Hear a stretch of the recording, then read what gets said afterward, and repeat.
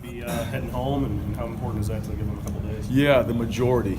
The local guys will obviously stay here. But this gives us a chance to get about another day than we've had in the past, just the way the schedule worked out.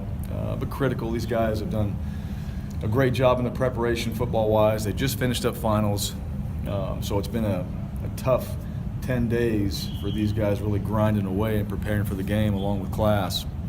So get them home, a little early Christmas with the families. We're all going to meet up at the bowl site on Friday. We'll have a practice, and then we're into our normal Tuesday, Wednesday, Thursday, Friday from there. So great, just a really good opportunity for them to get home, all right, refresh a little bit, re-energize, and I know they're excited about getting back and prepping for the game.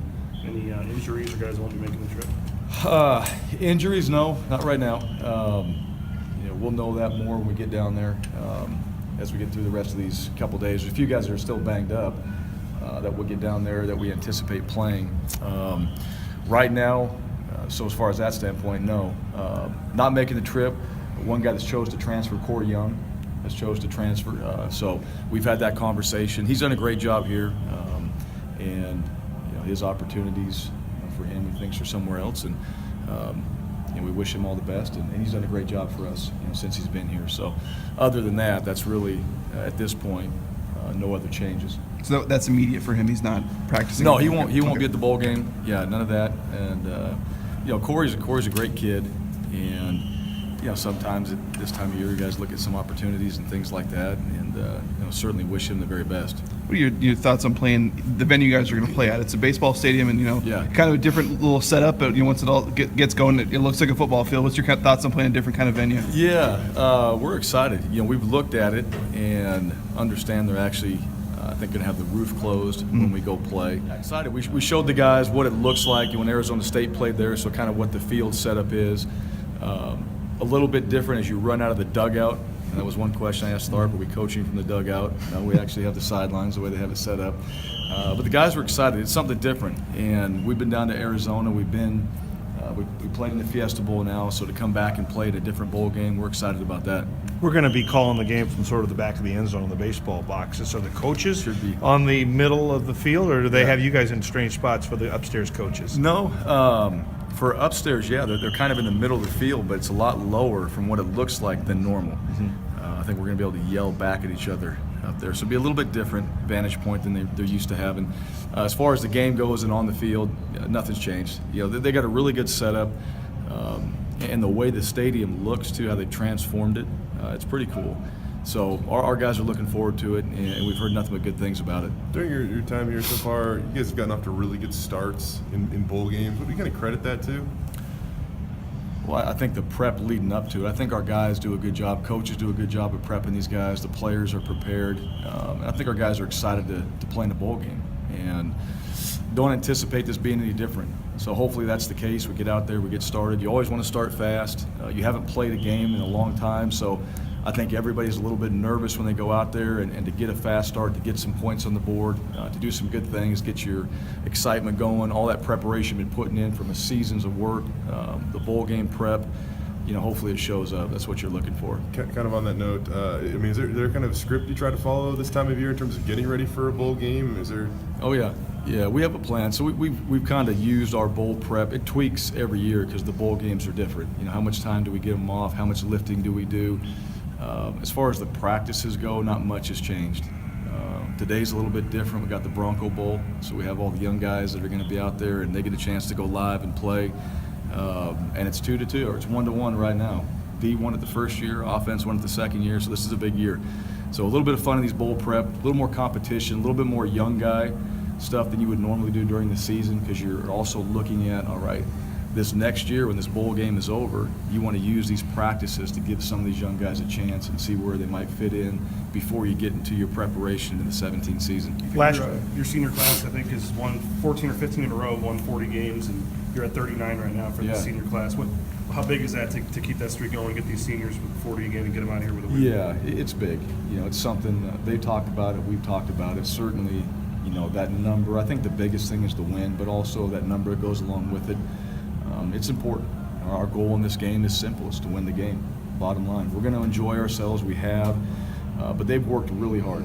The times we need to work, the preparation that we've had to put in, the focus has been very good. And I think that's been one of the key ingredients into our bowl games, why we've had success. That needs to continue down in Arizona.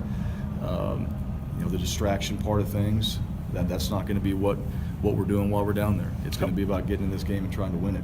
But that number for these seniors and how they want to finish, absolutely important. How much does a bowl win carry over to next year? Well, in our goal, we talk about it. We talk about win a bowl game for that exact reason, because it does carry over. You don't play for a long time after a bowl game, so you'd like to have some success leading into the next season. And at the same time, you're able to go back and probably look at the season, break it all down, nitpick it, which you need to do, and apply that to the next or spring practice in the next season. It's always a little bit easier when you have a bowl win, and it's something to come out of there. And not just for the next year's team, it's also for those seniors. You want them to go out and finish their last game as a Bronco the right way. That's a big deal. And those guys remember that, and certainly, from a team standpoint, it's important to us. The topic I know we've talked to you about, that you talk about with the team, is the violence against women, sexual assault thing, and obviously with Minnesota dealing with it, and Baylor obviously with that. How has that changed in terms of being a topic? It's something I know you've addressed a couple years ago, but even recently in the past year with all these things, how has it changed, and how much better do teams need to be about that? Well, it's changed. I don't know how much it's changed as far as the awareness of it. I think, since I've been a part of this program, that's been a topic, at Boise State. The awareness from everybody now is so much bigger, and on campuses, which it should be. And people have things in place with Title IX and those type of things. And I think we've done a great job of that here. And that's going to continue, and I think that's even getting better in the process, is that everybody's aware of it, everybody's starting to build their process.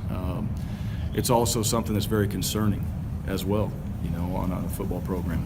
And I know our guys have taken that very seriously. I know the type of things we talk about with our guys and the people we bring in, it's extremely important, and it will continue that way. So the awareness part of it is huge, and we make sure that we're doing our part from that standpoint. I know that that's happening across the country, and you see it and you read about it, and what do you do with that? You learn from it. That's what you do. You take that, what's happening somewhere else, and you apply it and try to learn from it and make it better. Do you feel like you've been proactive in that sense? Because obviously you had to deal with that this spring. Sure. Yeah, I think we have. I do. I think we have. I think this university has been proactive. I really do, and I think that's something that. It's not something that you just have a final product. It's ongoing. It's like anything else, and it's always something that you're trying to improve. But I think the university, I think the football program's done a very good job of that. Is Joe out? I know you said there was a slim chance he could play. Is Joe Morano? Oh, yeah, no, Joe is out. Yeah, Joe is still, that was season ending. No, he said there was a slim chance. Yeah, no, he's not going to come back. He's not going to play. Will he be ready for spring ball, you think, or what's his timetable? He'll be ready for spring. Okay. Yeah, he'll be ready for spring. I think he'll be back into the workouts earlier than we thought. I think when he gets back, probably not the first week, but maybe that second week he's going to be doing things. I know he's kind of working out right now, but the lower half, that's going to take a little bit of time. So he's not going to be in the bowl game.